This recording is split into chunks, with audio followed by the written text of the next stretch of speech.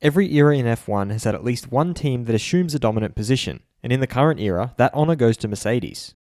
With 7 Constructors and Drivers titles in as many years, they are also the most successful team in any given era. Team principal Toto Wolff has now explained the philosophy that governs them in a conversation for F1 TV. I'm your host Dillon Shelley, and first up on Formula World, Mercedes' no dickhead philosophy as confided by Toto Wolff. Wolff started off by talking about the camaraderie that exists in the team.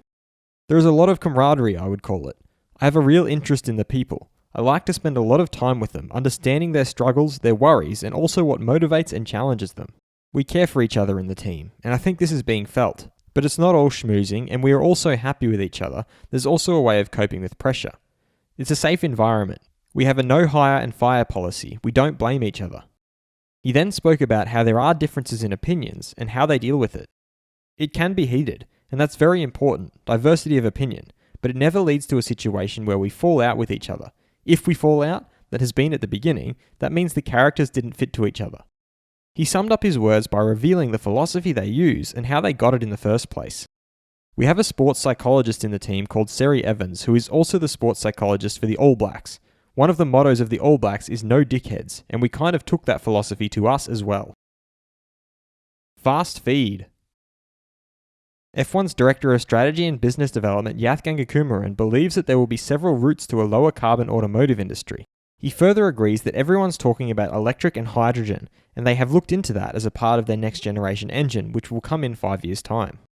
Pirelli F1 boss Mario Isola feels that during these 2 consecutive weekends in Bahrain, they will experience something completely different. He also stated the most interesting challenge will perhaps be the Sakir Grand Prix, since the track is completely different from all the ones they have raced so far. F2 driver Mick Schumacher has said that of course he uses some of his father's tips.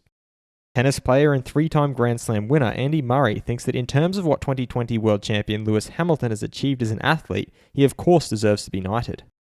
Hamilton, meanwhile, would like to drive more often in such conditions as were found in Turkey, as he can show what he can do. Toto Wolff pointed out that they have enjoyed some strong performances in Bahrain in the past, and it's always a track that produces interesting racing. He added that both titles may have already been decided, but they're still going to give it their best shot, and they will be following the intense battle for P3 in the championship with interest.